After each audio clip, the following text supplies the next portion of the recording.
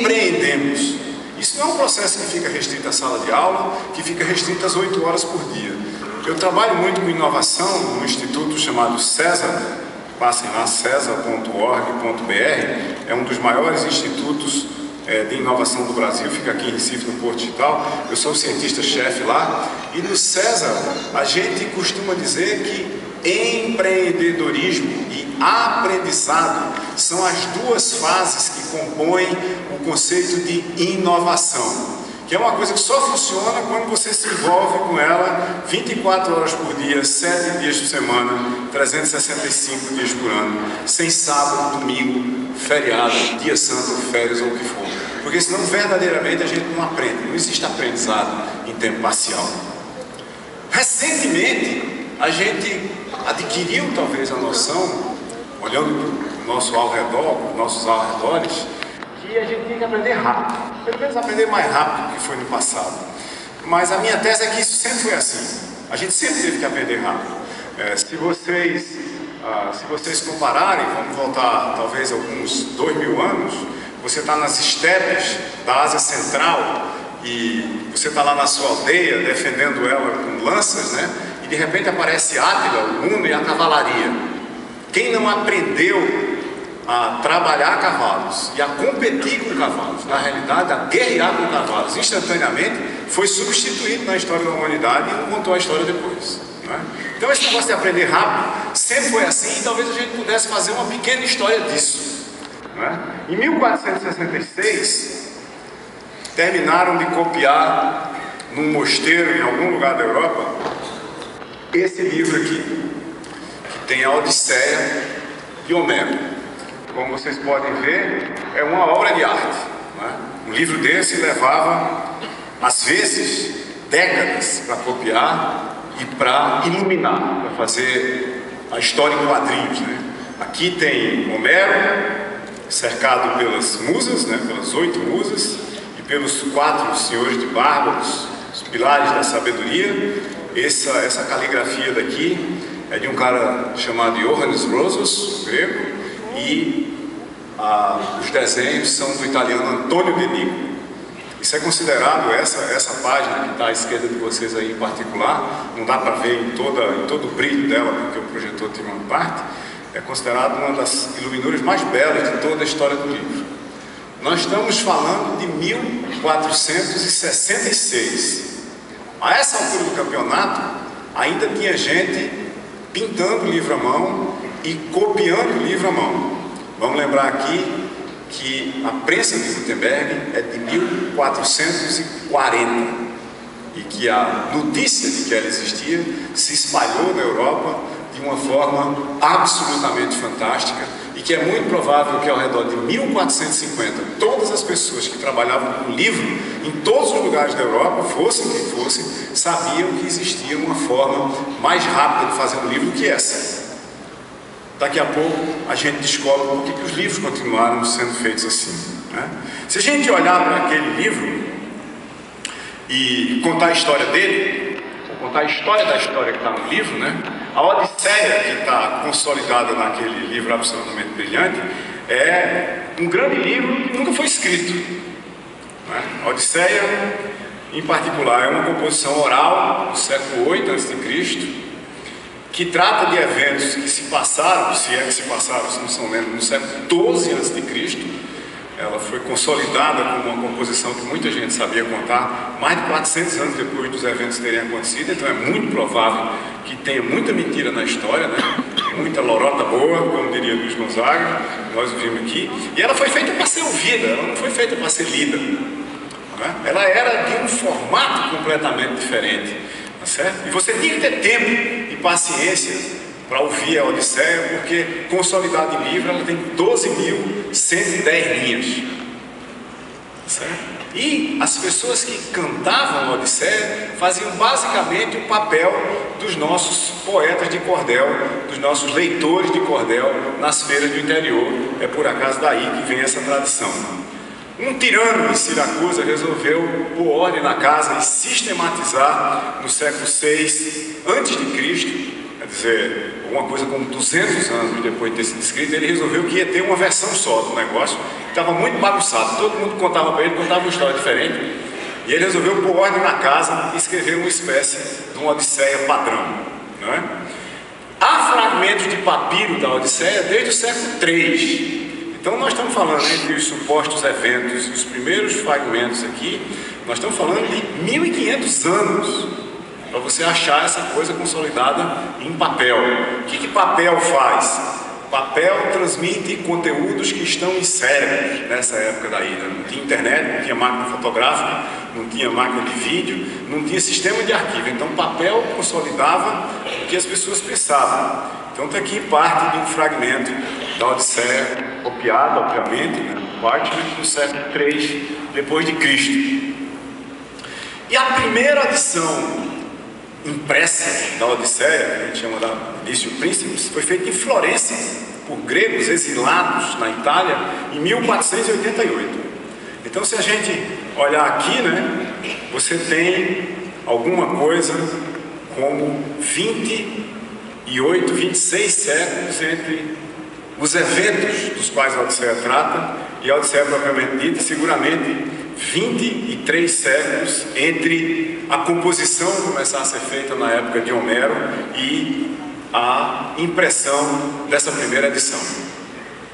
Leva-se tempo para aprender e para sistematizar o aprendizado, né? A Odisseia conta a história de um povo, de pelo menos uma parte do povo, seus atos heróicos, conta a sua história, conta uma parte da geografia da região na época, conta uma parte da ciência, conta uma parte da literatura, não é?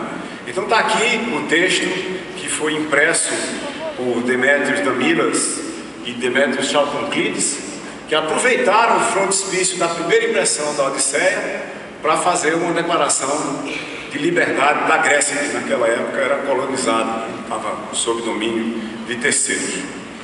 Bom, o que interessa para nós aqui?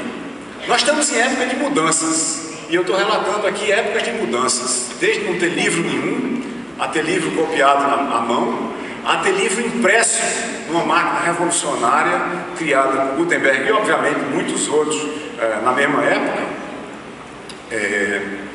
que não começou a ser usada por todo mundo ao mesmo tempo. O futuro não chega para todo mundo ao mesmo tempo, em todas as geografias, nem da mesma forma. O futuro acontece dentro de contextos culturais. O futuro é parte do processo de transmissão situada de informação. Informação, às vezes, codificada em tecnologias entre indivíduos.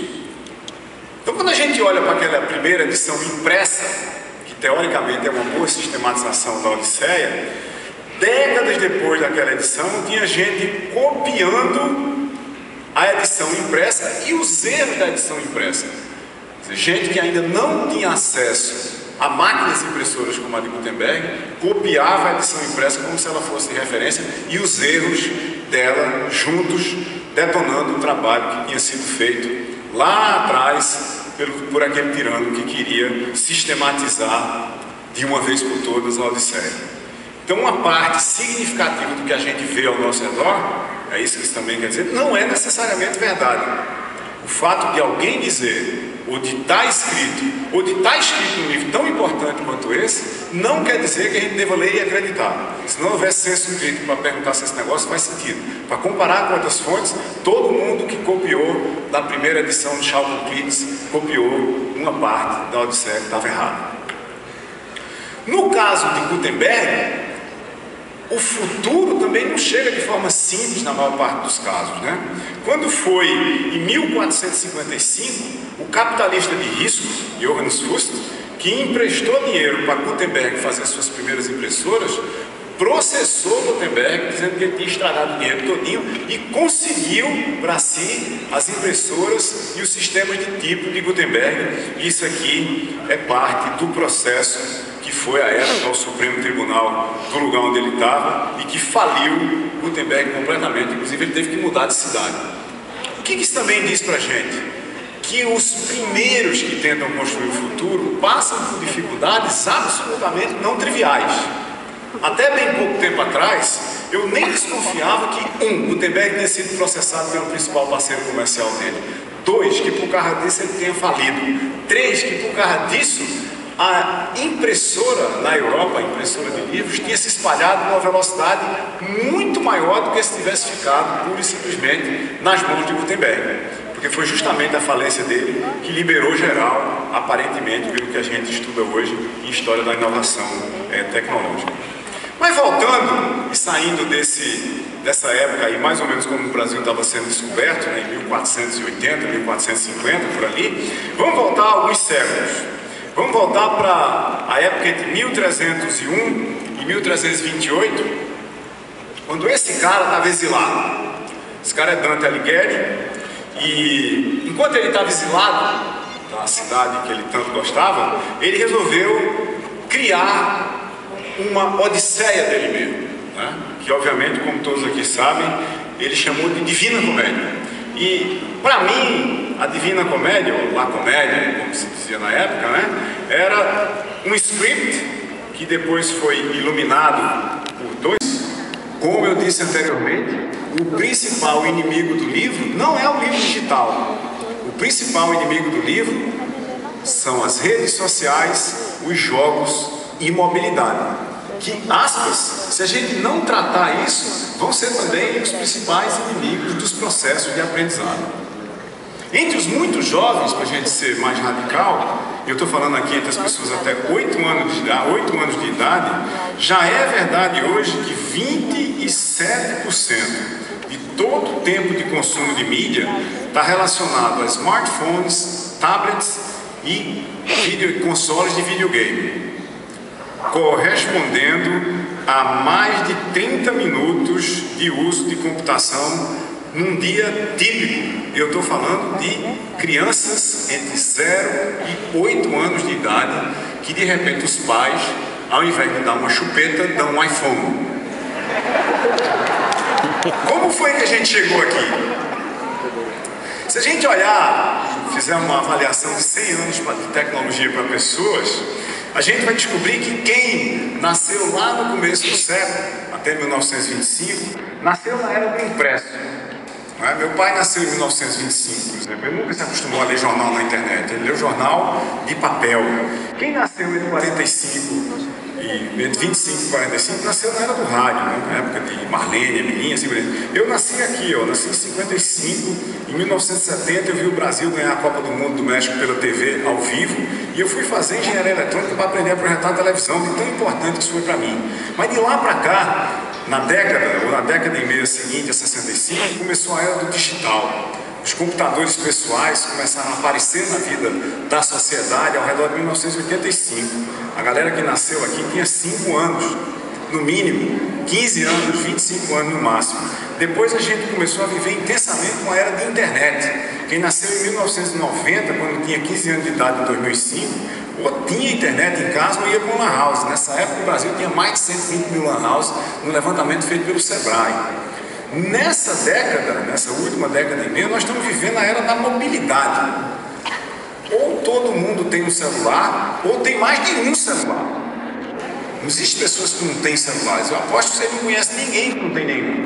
O Brasil tem hoje, para a gente botar a conta aqui, 245 milhões de celulares.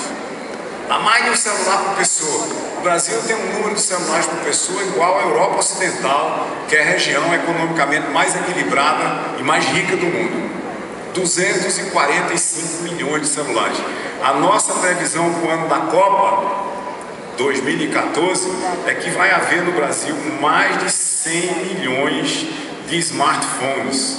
Nós estamos falando de telefones que podem navegar na internet, que são sofisticados o suficiente para fazer vídeo em qualquer lugar e postar no YouTube. Não é? Então nós estamos falando do mundo móvel. Estamos falando do mundo programável também, das pessoas começarem a aprender a programar essas coisas e modificarem essas ferramentas informacionais e a tecnologia ao seu redor para servir diretamente a elas e não pegar uma coisa que está pronta lá.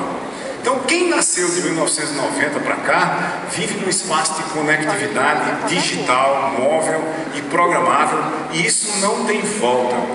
Não vai aparecer um artigo na Constituição proibindo celulares ou proibindo mobilidade. Daqui para frente, essa é a norma. Não é?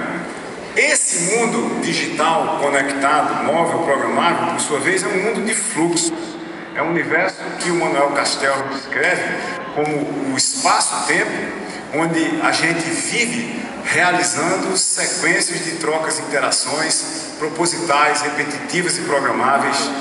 Nós, atores sociais, né, pessoas, instituições e coisas, eventualmente a partir de posições fisicamente disjuntas, sobre as estruturas econômicas, como os mercados de capitais, como o varejo eletrônico, políticas, como os processos de representação e de operações de governo, né, de governo eletrônico aqui, e simbólicos. A educação cabe bem aqui, ó, nos processos simbólicos da sociedade, nos processos de construção daquela tal transmissão situada de informação entre seres humanos, que é a nossa cultura.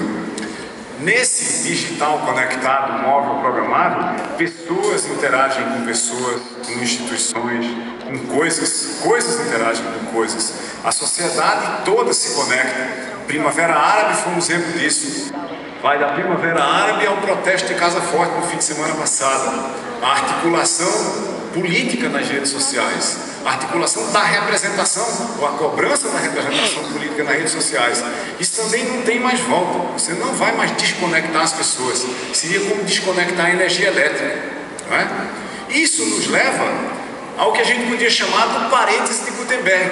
E eu comecei falando dele aqui, tá certo? Do Gutenberg, mas não do parêntese dele. Qual que é a história que a gente podia dizer por parêntese de Gutenberg?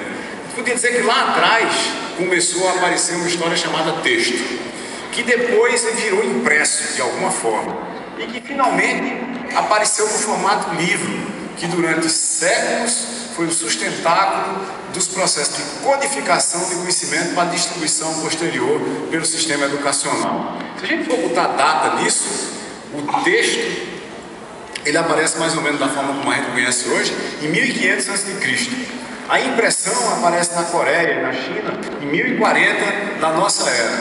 E finalmente, ao redor de 1440, aparece a impressão de Gutenberg criando o livro como a gente conhece hoje.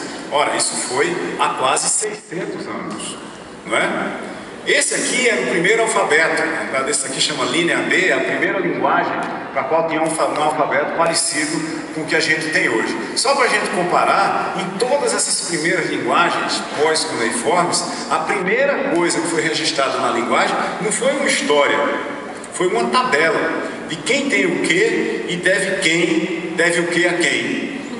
E essas tabelas, em quase sua totalidade, foram escritas por escribas contratados nos palácios reais e eram para cobrar imposto. Ou seja, não só Excel veio antes de Word, mas imposto é cobrado de maneira informatizada desde que inventaram escrita.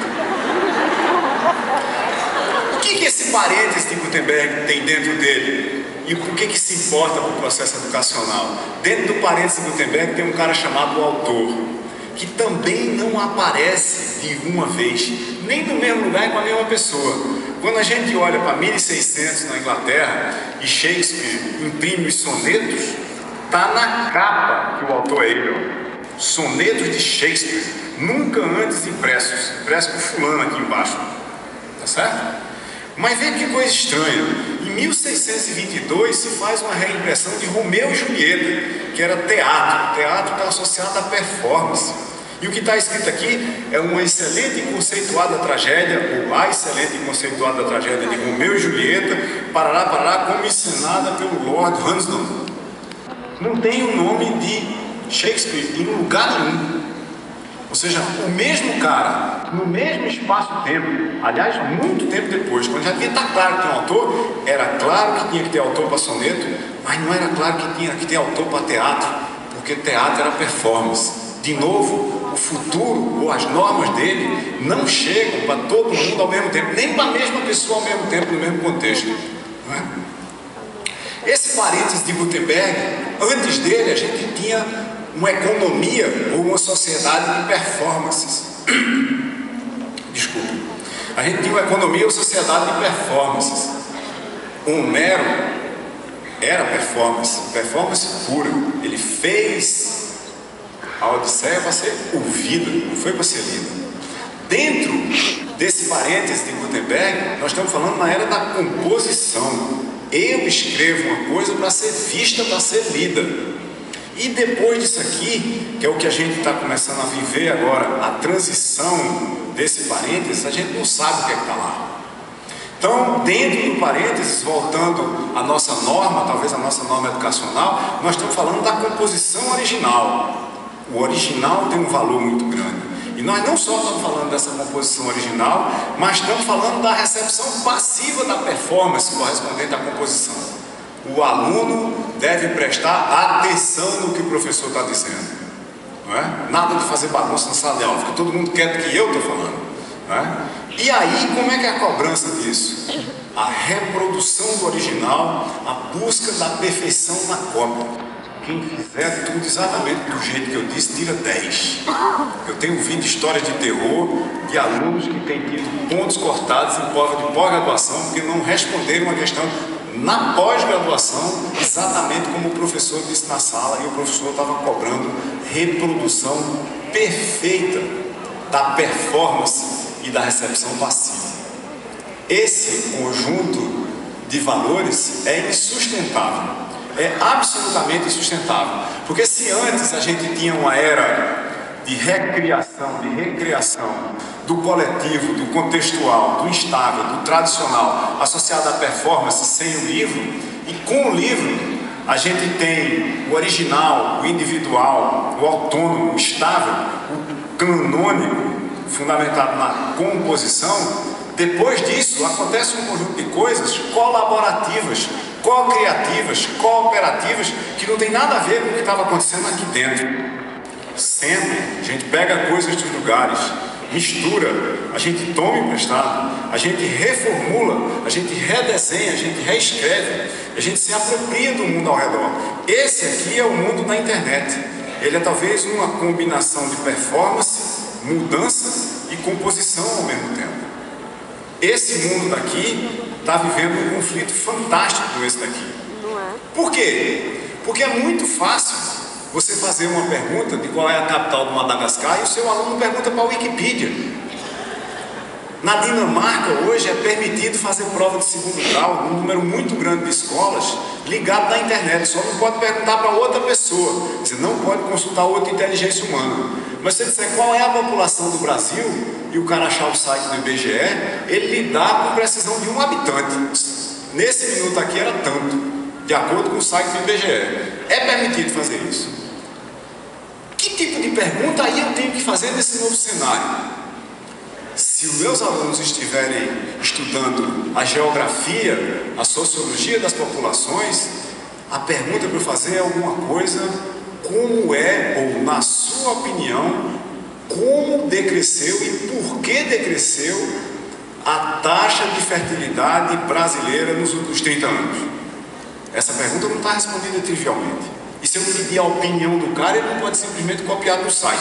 Ele vai ter que comparar 2 ou 3 para dizer qual a opinião que ele favorece, ou qual é a síntese que ele vai fazer depois de ele misturar várias coisas, né? Como é que ele vai mixar essas informações.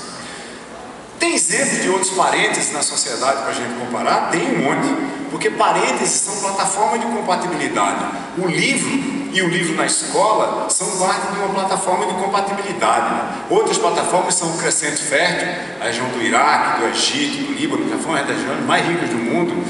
Civilizações e culturas como os maias e os incas, né? Os babilônicos, os caldeus, religiões inteiras desapareceram, né? O cavalo como plataforma de potência e transporte na economia, né? O carro privado urbano, que está seriamente ameaçado de se transformar em história, né? E a plataforma de compatibilidade dele desaparecer, e talvez o livro de papel.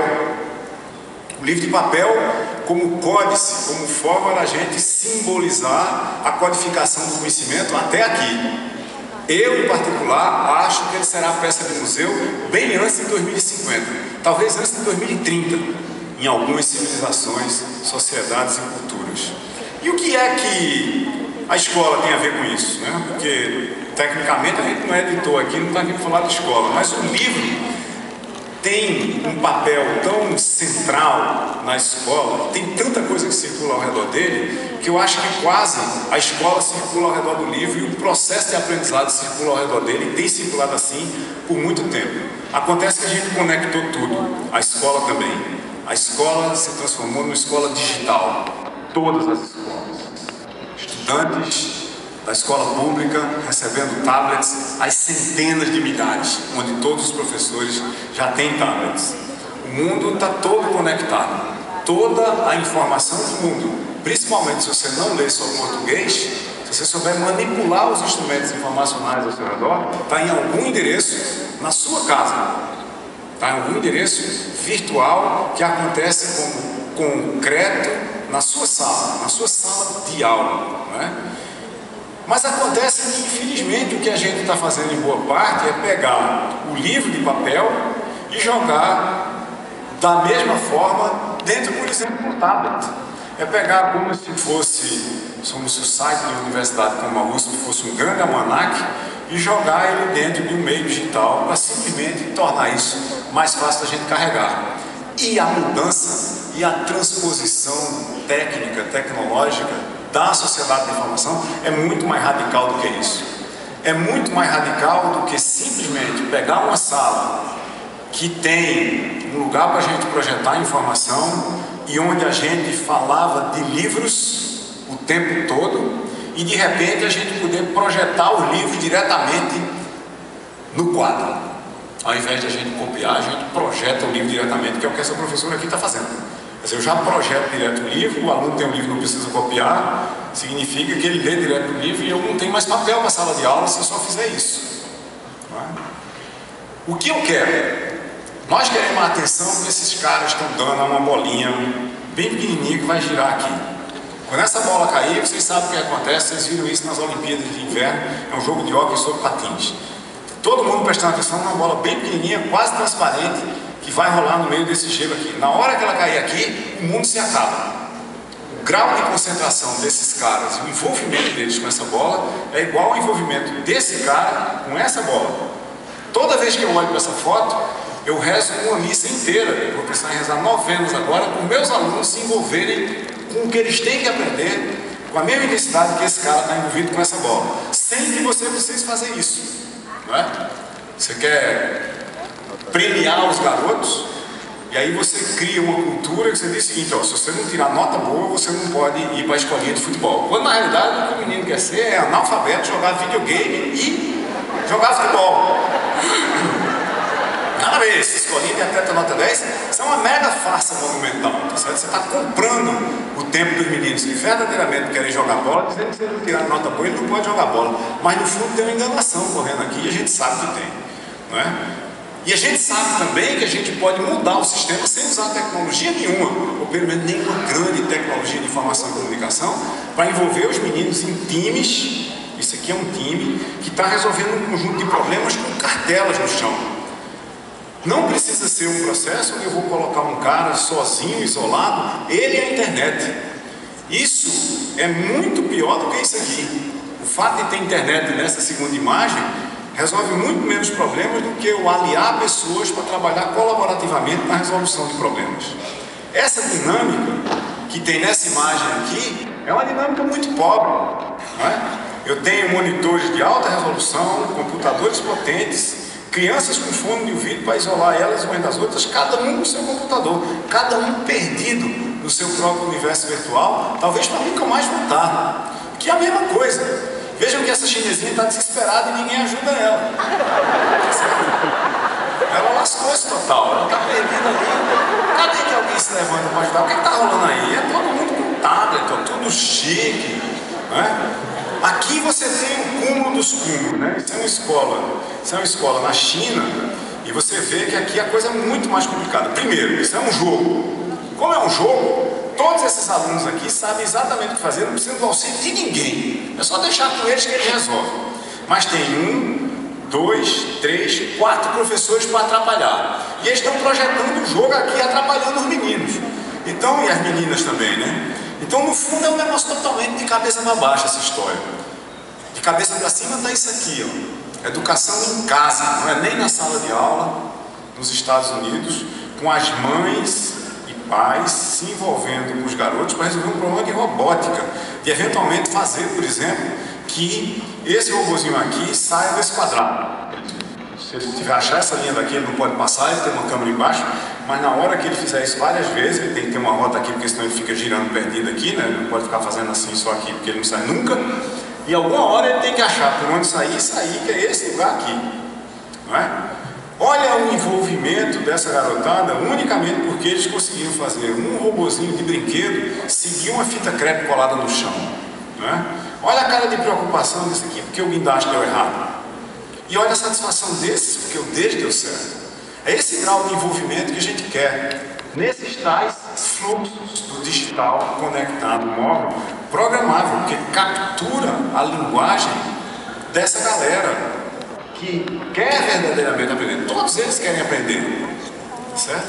Acontece que o nosso ambiente educacional está deixando muito a desejar, e está deixando muito a desejar há décadas. E aí, o que você quer? Que eles acham que é mais interessante estar na sala de aula do que estar jogando Dota 2? É claro que Dota 2 é mais interessante. Eu acho. Eu acho Dota 2 muito mais interessante do que a maior parte das aulas que eu vejo as pessoas dando.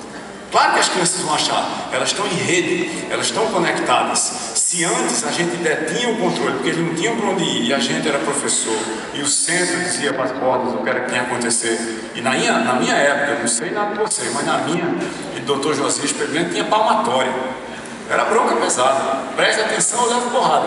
Hoje nem porrada tem, quer dizer, preste atenção, daí, qual o problema? Né? O centro mandava mesmo. A gente tem o centro monolítico. Hoje você tem um mundo de bordas, que é muito mais interessante. Eu não gostava da ideia de levar pancada de palmatório, tá certo? Eu não gostava, de jeito nenhum. Nesse mundo de bordas aqui, qualquer um, em qualquer lugar, começa um conjunto de interações que potencialmente rearranja o mundo todo. Vejam que esse vermelho aqui fica muito menor aqui, e o carinha que começou lá fica muito maior do que ele era. Nós estamos falando num ambiente onde mudanças são inevitáveis, onde cada um, não é só cada um nessa sala, é cada um na sala de aula, no processo de aprendizagem, é um colaborador. Essa palavra colaboração em português ela é muito legal pelo seguinte: primeiro, ela tem ação no nome. Você não consegue colaborar sem fazer nada. Depois, porque ela tem trabalho no nome latino, né? Tem labora. Depois, ela tem o processo de formação de liga, que ele cola ali, né? Tem que ser junto, né? Uns com os outros, tem que colar coisas. Colaboração, palavra colorida que quer dizer compartilhar conceitos nossos com eles, mais aprendizes talvez do que nós, porque tem menos experiência, e talvez menos coisas consolidadas e precisam desaprender menos coisas, capacidade de realizar coisas e conexões, abrir conexões para o mundo. Nenhum de nós nunca mais vai saber muita coisa. A capacidade de cada um saber, à medida que a gente cria um mundo cada vez mais conectado, cada vez mais realmente universal, vai ser proporcionalmente também cada vez menor.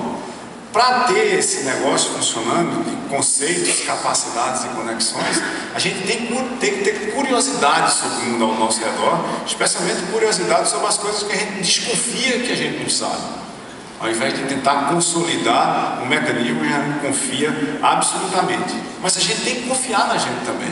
A gente tem que confiar que a gente vai continuar aprendendo e desaprendendo. No topo disso, tem que haver algum grau de coordenação. Para mim, o principal papel do mediador de aprendizado hoje é coordenar os processos de aprendizado dentro e fora da sala de aula e fora da escola. Cada vez mais a gente aprende fora da escola e aprende para sempre fora da escola. Toda boa empresa é uma boa escola. O Senac sabe disso, o Sistema S, o Sebrae, todo mundo sabe disso. Toda boa empresa é, por definição, uma boa escola. E nesse processo de coordenação para colaborar, a gente tem que prestar atenção numa única coisa, nós como professores. Quem coordena tem que entregar mais valor à sua comunidade do que captura. Senão o processo nunca funciona. Talvez essa seja a grande mudança que a gente está vivendo. A mudança de um mundo de controle, de comunicação, para disseminação de informação, onde a gente controlava o que acontecia, para um mundo de conectividade para interação, totalmente emergente, totalmente conjuntural, onde a gente perdeu o controle. E isso é muito bom, porque todos nós podemos ser colaboradores e cooperar com um processo coordenado de aprendizado para que todo mundo, inclusive talvez principalmente nós professores, passemos a aprender muito mais e muito mais rápido. Obrigado, boa tarde.